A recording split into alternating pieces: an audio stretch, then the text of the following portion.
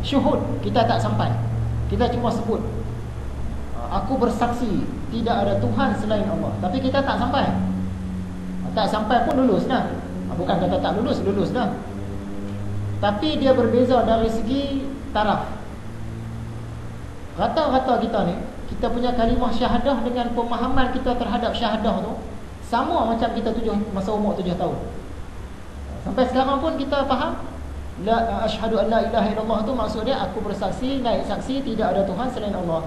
Tentu ya kita faham. Kita tak sampai ke peringkat bersaksi tu. Kita sebut bersaksi, tapi dalam hati kita dia bunyi dia aku percaya tidak ada Tuhan selain Allah, ataupun aku yakin tidak ada Tuhan selain Allah, ataupun aku faham, aku tahu tidak ada Tuhan selain Allah. Kita tak sampai ke peringkat aku bersaksi. Sebab bersaksi itu pun kita tak faham. Sebenarnya ada pelajarannya. Jadi sepatutnya kita dalam ilmu agama ni kita kena belajar lagi lah. Belajar sampai ke peringkat kita bersaksi, sampai ke peringkat kita bersyuhud. Jadi kalau tak belajar ni salah ke? Tak salah, betul lah. Dah lulus dah. Cuma beza dari segi makam, dari segi kedudukan. Maksud dia kita sekarang ni sama dengan umur kita 7 tahun, masa umur 7 tahun dulu. Pemahaman kita sepatutnya meningkat lah. Tapi pemahaman kita sama macam yang masa umur kita 7 tahun ya? Sebab kita tak belajar bahagian itu. Kita tumpu benda-benda yang kurang penting. Yang ni yang lebih penting. Syahadah ni, nama pun syahadah, syuhud, saksi. Syahadah ni dia lebih penting daripada bab sembahyang. Kita dah tumpu bab sembahyang, bab syahadah kita dah tertinggal. Syahadah dia lagi penting. Kemudian tentang perkataan ilah, yang kita faham selama hari ini, ilah tu Tuhan lah. Sebab diterjemahkan begitu. Aku bersaksi tidak ada Tuhan selain Allah. Sebenarnya perkataan ilah tu dia tak boleh ubah. Ilah tu ilah lah. Kita kena belajar pula nak faham apa ilah ni. Dia tak letak Rabb. Kalau Rabb tu ialah Tuhan. Ini ilah. Ilah ni dia lebih lagi. Dia dalam lagi pemahaman dia. Jadi nak sampai ke peringkat musyahadah ni, salah satu elemen dia ialah kita kena sampai dalam kalimah syahadah ni. Peringkat tadi lah bersaksi. Tak, aku nak belajar lagi lah. Nak belajar sampai ke peringkat aku bersaksi, sampai ke peringkat aku faham ilah apa benda. Nak bersaksi, nak faham ilah ni, sampai pula kita kepada peringkat mengesakan Allah. Kita dah sebut saja Allah yang esa. Sembah siapa ni? Sembah Tuhan yang esa. Tapi esa tu kita tak tahu. Yang kita faham esa ni maksud dia satu. Setengah orang kata tunggal, tak ada yang sama dengan dia. Apa benda yang kita nak kena esa? Ada 4 benda. Esakan Allah dari segi af'alnya, esakan Allah dari segi asma'nya, esakan Allah dari segi zatnya, esakan Allah dari segi sifatnya. Itu ada pembelajaran dia tu. Dah kita esakan 4-4 tu barulah lengkap mengesakan Allah.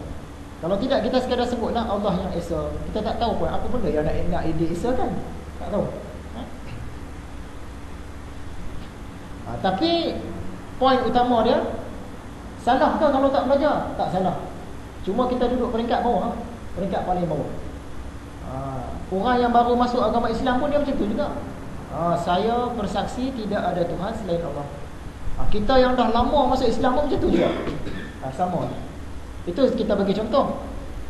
Dalam soal syahadah ni, peringkat bersaksi ni kita buat tak tahu. Tak kisahlah, dah lepas dah. Kita ucap 2 kalimah syahadah, faham maksud dia tu, dah lah. Itu tiket syurga dah tu, memang betul. Tapi pandai pula kita kalau dari segi duit. Dari segi duit, kita ulang contoh dia, dari segi duit, kalau orang kata cukuplah duit banyak ni, tak cukup, kita nak sambil lebih. Kita bagi contoh hari tu, kita masuk satu kilang, tuan kilang tu kata nak kerja sini boleh, gaji 700 sebulan. Tapi lagi 50 tahun pun 700 juga, tak naik. Kita nak kerja tak kilang tu, kita tak kerja lah. Sebab kita faham sekarang 700 ada juga nilai. Lagi 10 tahun 700 mungkin tinggal 200 saja. Lagi 20 tahun kalau 700 mungkin tinggal 70 ringgit. Dah tak boleh, kena cari kilang lain. Sebab kita tak mau yang paling bawah. Dari segi gaji yang paling bawah kita tak mau, tapi dari segi syahadah tak apalah, cukup kan. Boleh masuk syurga dah ni. La ilaha illallah Muhammadur Rasulullah dah. Sepatutnya syahadah kena lebih, kena belajar kan. Contohnya lagi, kita mula-mula masuk kerja dulu 700 gaji. Sekarang dah 20 tahun kerja. Gaji kita pun dah 4,000. Tiba-tiba kita punya majikan bagi tahu, mulai bulan depan gaji kamu akan diturunkan, dikurangkan. Jadi macam mula-mula masuk dulu 700 balik. Kita dah kerja 20 tahun dah ni, dah 4,000 sebulan. Tiba-tiba tokek kita kata start bulan depan dia akan turun 700 balik. Kita mengamuk tak? Dah tentu mengamuk. Sebab dari segi gaji, dari segi keduniaan kita nak naik. Mana boleh nak dapat gaji hak mula-mula. Tapi dari segi syahadah ni tadi, tak apa, cukup lah syahadah tu masa kita memayis umur 6-7 tahun dulu cukup lah. Tak payah belajar lah. Padahal syahadah tu penting daripada sembahyang lagi. Itu beza. Kita letak Allah dengan Nabi Muhammad tu di mana? Kita letak gaji belah mana? Hebat belah gaji tu lagi. Itu memang sikap kita lah kan. Tiap-tiap tahun kita nak gaji mesti naik. Kalau boleh pangkat naik, jawatan naik, kedudukan naik. Kalau ada pejabat tu nak masuk pejabat lebih mewah lagi. Tiap-tiap tahun mesti nak naik. Tapi kalau syahadah ni cukuplah. Jadi kita mengucap dah kelima syahadah ni dah kunci syurga dah tu, tu. Tapi hak gaji tadi dia nak. Nampak tak? Kita letak Allah di mana, Nabi Muhammad di mana, dan duit kita letak di mana. Tu beza dia. Kemudian kita sentuh tentang cara mentafsir Al-Quran.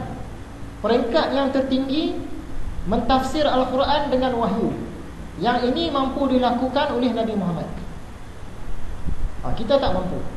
Peringkat yang bawah sikit mentafsirkan Al-Quran dengan ilmu laduni. Yang ni ulama-ulama, wali-wali, awliya-awliya. Peringkat kita ni yang bawah lagi mentafsirkan Al-Quran dengan akal. Yang ni kita lah, ulama-ulama kecil-kecil ni. Dengan kitab orang biasa ni lah. Kalau kita mampu mentafsir, macam mana kata cara guna akal ni? Dia ambil ayat Al-Quran lain, dia tafsir ayat ni. Dia baca satu ayat, tak faham lah ayat ni, masa macam tak berapa cukup cerita dia. Cari ayat Quran yang lain. Ni dia punya penterjemahan, pelengkap dia. Tu mentafsir ayat Quran dengan ayat Quran. Tu guna akal lah. Yang kedua, mentafsirkan Al-Quran dengan hadis. Dia cari dalam Quran tak jumpa, cari pula kitab hadis. Dia nak tafsirkan ayat tu tadi, jumpa dalam kitab hadis. Sini dia punya poin utama dalam Quran, dia punya huraian dalam hadis, dalam Sahih Bukhari. Guna akal tu. Yang paling bawah pula mentafsirkan ayat Quran dengan selain daripada Al-Quran dan hadis. Al-Quran dia cari tak jumpa, hadis dia cari tak jumpa, dia cari apa ni? Daripada alam, daripada orang, daripada kajian. Jadi mentafsir Quran ni yang paling tinggi dengan wahyu. Bawah sikit mentafsir ayat Quran dengan ilmu laduni. Bawah lagi mentafsir Al-Quran dengan akal.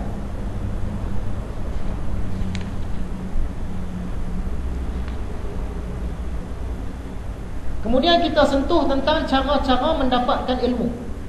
Macam mana selama hari ini kita dapat ilmu? Kita dapat ilmu ni ada dua jalan. Jalan yang pertama namanya pengajian insani. Pengajian insani ni pengajian manusia, keinsanan. Jenis yang kedua pengajian Rabbani, iaitu pengajian jalan ketuhanan. Pengajian jalan insan ni ada pula dua jenis yang kita alami selama hari ni lah.